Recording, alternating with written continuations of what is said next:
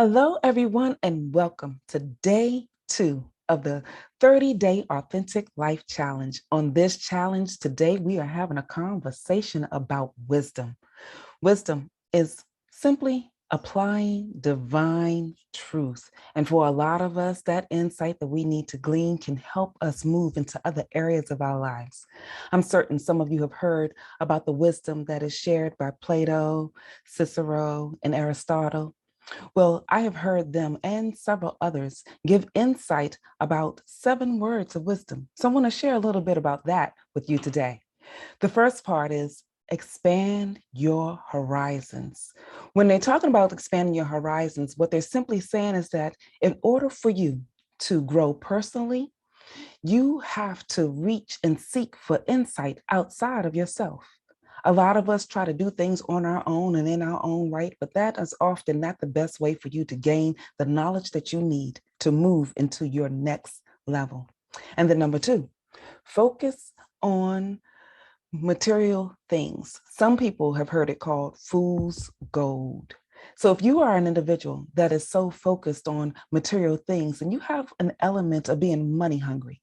And if you are money hungry, then greed will cause you to do some things for money that will interrupt other areas of your life. Don't let that be the case for you. Oftentimes, if we take a moment and just bear in mind that money is a tool, then you'll have more of a relationship with it that will support you. And then you'll be in a better position to help maximize what that looks like in your life. And then the third part that they share is know what you control. Oftentimes, we go through so much anxiety and stress over all the things in our lives that we are trying to control. I need you to be mindful that you will not be able to control every area of your life.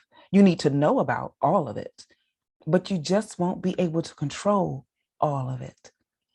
And then number 5, be kind.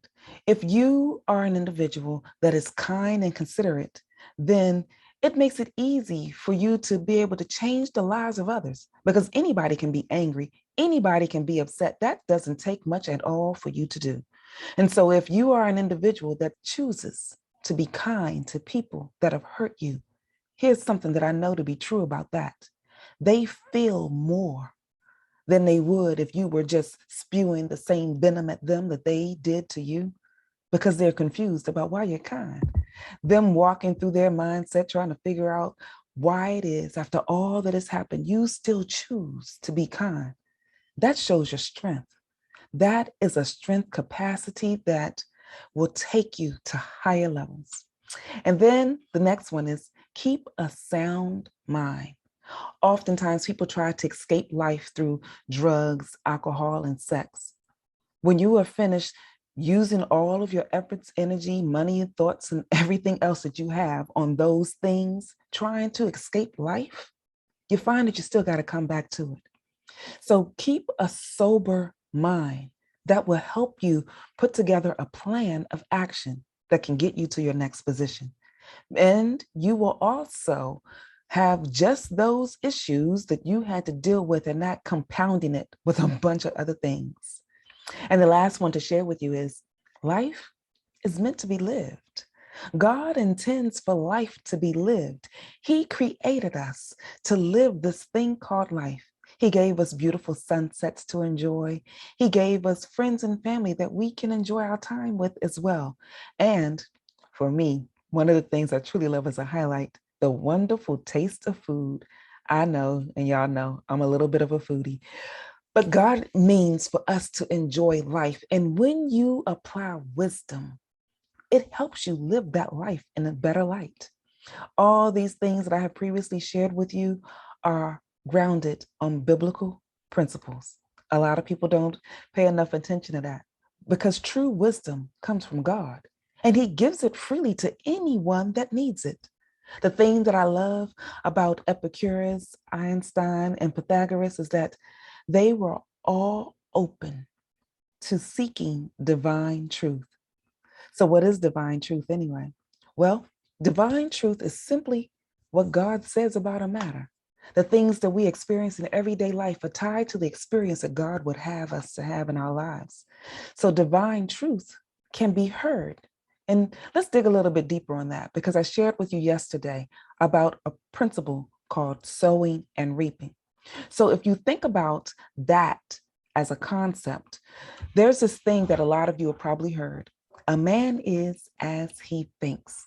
So what you think, you can manifest. A lot of people use that biblical principle in the law of attraction, but it's a true statement about who you are. The principles are there to be used because God wants wisdom used. And when you let Him join you on the journey for that wisdom to be used, then a simple concept like sowing and reaping will help you expand the various areas of your life. And like I shared yesterday, if you let God join you on the journey, He gives you a way of maximizing that.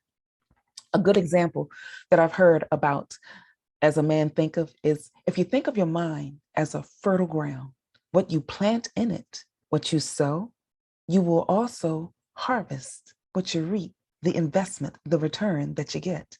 So if you are surrounded by positive things and positive people, what will you soon get? Those things in return. And if you are also surrounded by poverty, by gossiping, slander, shame, what will you get? The same in return. So for today, day 2, let's focus on wisdom, applying it, just a simple divine truth of what it is so that you can maximize your life. And for those of you that would like to continue this conversation, join me on Zoom. You can go to my website, tanyaehood.com, and register so that you can get the link because there are people, hey, they're in the background on Zoom that will be joining me so we can have a deeper discussion about this conversation. And so for now, I leave you with the thought to walk in your purpose because I am Tanya Hood, walking in my purpose, and I really want you to do the same.